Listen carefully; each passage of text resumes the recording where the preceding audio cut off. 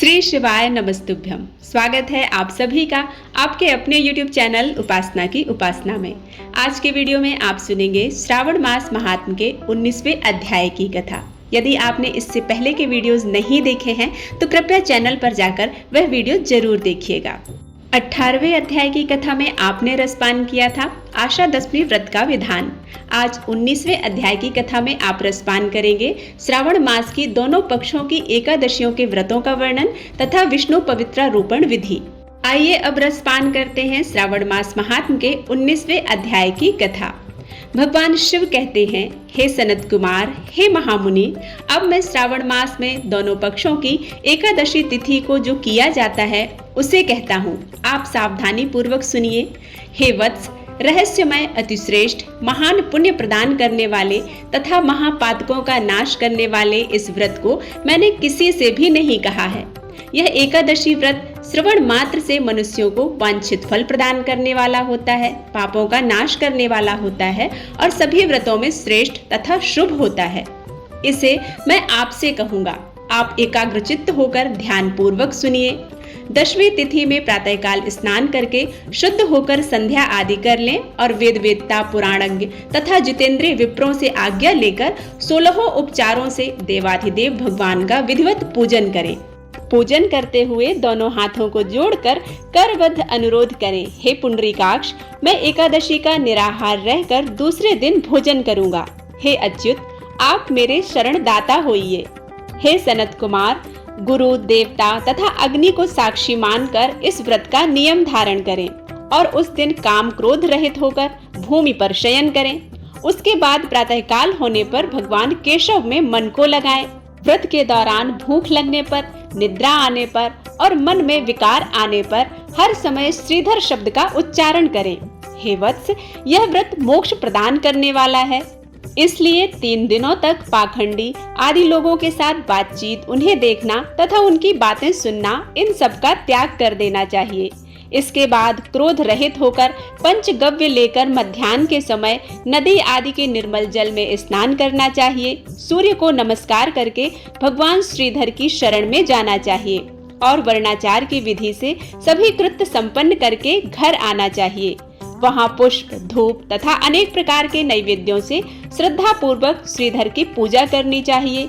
उसके बाद स्वर्णमय पंचरत्न युक्त श्वेत चंदन से लिप्त तथा 2 वस्त्रों से आच्छादित कलश को स्थापित करके और शंख चक्र गदा युक्त देवाधिदेव श्रीधर की प्रतिमा स्थापित कर उनकी पूजा करके गीत वाद्य तथा कथा श्रवण के साथ रात्रि में जागरण करना चाहिए।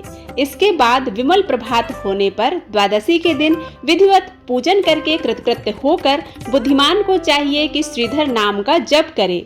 इसके बाद उन शंख चक्र तथा गदा धारण करने वाले देव देवेश श्रीधर की पुनः पूजा करें और स्वर्ण दक्षिणा सहित कलश ब्राह्मण को प्रदान करें।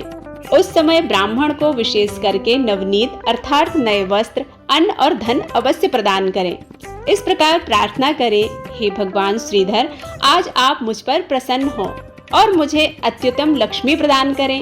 हे मुनिश्रेष्ठ, इस प्रकार उच्चारण करके जगत गुरु श्रीधर से प्रार्थना करके श्रेष्ठ ब्राह्मणों को भोजन कराकर अपने सामर्थ्य के अनुसार दक्षिणा देनी चाहिए। उसके बाद सेवकों आदि को भोजन कराकर गायों को घास खिलानी चाहिए। इसके बाद मित्रों तथा बंधु बांधवों सहित स्वयं भोजन करना चाहिए। हे सनत कुमार, मैंने आपको यह श्रावण मास के शुक्ल पक्ष की एकादशी व्रत विधि बतला दी। इसी प्रकार कृष्ण पक्ष की एकादशी में भी करना चाहिए। दोनों व्रतों में अनुष्ठान समान है, केवल देवताओं के नाम में भेद है। जनार्दन मुझ पर प्रसन्न हो, यह वाक्य बोलना चाहिए। शुक्ल एकादशी के देवता श्रीधर हैं और कृष्ण एकादशी के देवता जनार्दन हैं। हे सनत कुमार, यह मैंने आपसे दोनों एकादशियों के व्रत का वर्णन कर दिया है। इस एकादशी व्रत के समान पुण्य व्रत न तो कभी हुआ है और न होगा।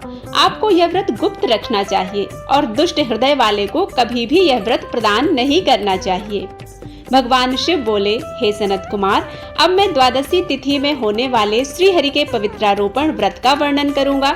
पिछले अध्याय में देवी की कही गई पवित्रारोपण विधि के समान ही इसका भी पवित्रारोपण है। इसमें जो विशेष बात है उसे मैं आपसे कहूँगा। सावधान चित्त होकर सुनिए। हे महामुने, इस व्रत के लिए जो अधिकारी बताया गया है उसे आप सुने। ब्राह्मण, क्षत्रिय, वैश्य, शूद्र तथा स्त्री, इन सभी को अपने धर्म में स्थित होकर भक्ति पूर्वक पवित्रारोपण करना चाहिए। ब्राह्मण को चाहिए कि वह अतो देवा अवंतो नो यतो विष्णु विरचक्रमे पृथिव्या सप्तधाम भी इस मंत्र के द्वारा विष्णु की पूजा करे। स्त्रियों तथा शूद्रों को चाहिए कि भगवान श्री हरि विष्णु के मंत्र ओम नमो भगवते वासुदेवाय नमः मंत्र के द्वारा पूजन करें। इसी प्रकार द्विज को चाहिए कि कद्रुदाय इस मंत्र से शिव जी की पूजा करें।